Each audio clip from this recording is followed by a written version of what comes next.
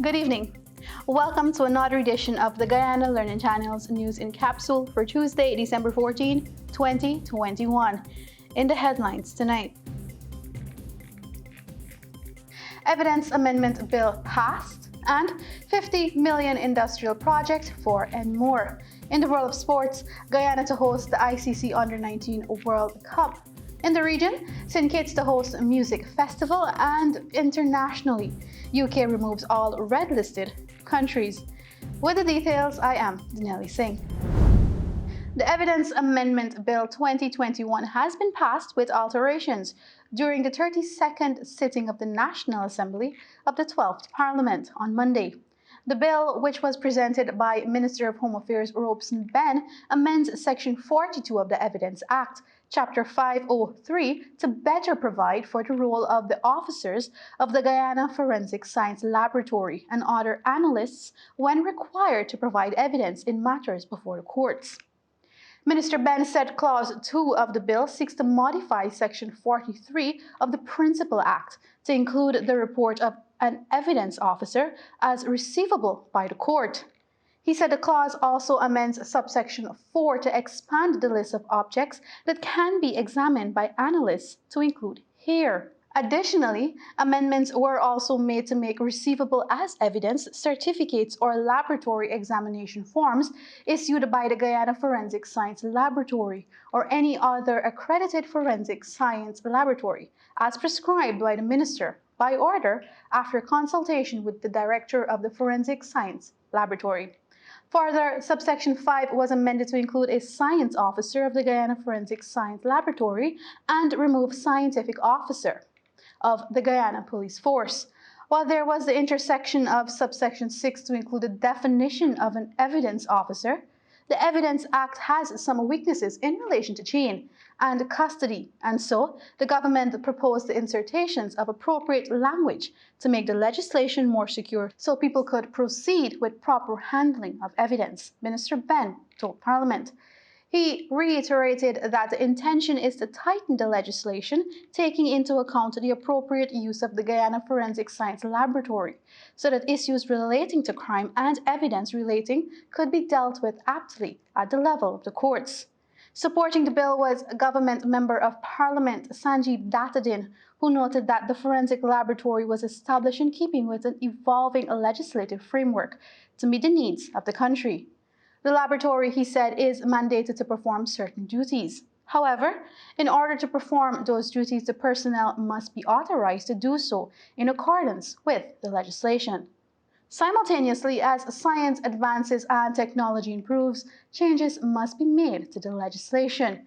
Therefore, the amended legislation is timely and must be commended. Following the one-hour debate, the bill was passed with support from the parliamentary opposition. This piece was extracted from the Department of Public Information.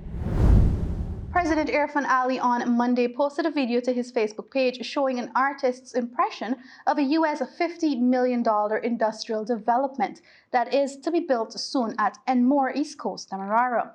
He said this investment will create more than 1,000 jobs, but provided no other details.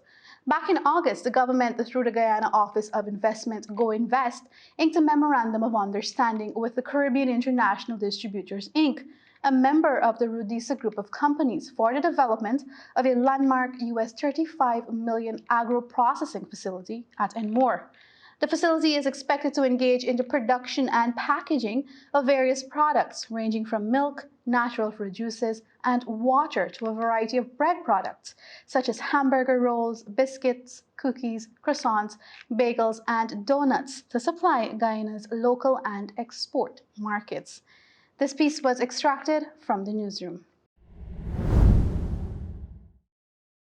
In the world of sports, Guyana has been named as one of the host countries for the 14th edition of the International Cricket Council ICC Under-19 World Cup next year. The ICC is an international limited overs cricket tournament. The tournament will run from January 14 to February 5, with Antigua and Barbuda, St. Kitts and Nevis, as well as Trinidad and Tobago confirmed as other venues. A total of 10 venues will be used for the tournament. At the official venue announcement and commemorative bat presentation ceremony held at the National Stadium, Minister of Culture, Youth and Sport Charles Ramson Jr. said not only would the event give opportunities to the youth of our country, but also it will aid economic development. This piece was extracted from the newsroom. And now for news in the region. The date has been set for the St. Kitts and Nevis Music Festival in 2022. If all goes according to plan, the event will be staged from June 24 to 25, and organizers say it promises to be an experience like no other. The 24th staging of this highly anticipated event was cancelled this year due to the ongoing COVID-19 pandemic. Among the international acts that were scheduled to perform were Gladys Knight, Jhené Aiko, Wizkid, and Future. Regional acts included soca artists Patrice Roberts, Bunji Garlin and wife Fayan, Nalia Blackman, Coffee, and Shensia, among others. The lineup of artists for next year's event is yet to be released, but organizers are urging would-be patrons to start planning now, as this is an event they don't want to miss. This piece was extracted from Loop News Caribbean. And now for international news. The UK has announced that all 11 African countries will be removed from the UK's travel red list from 4 a.m. on Wednesday. The countries, inclusive of South Africa, Zambia, and Zimbabwe, are on the list.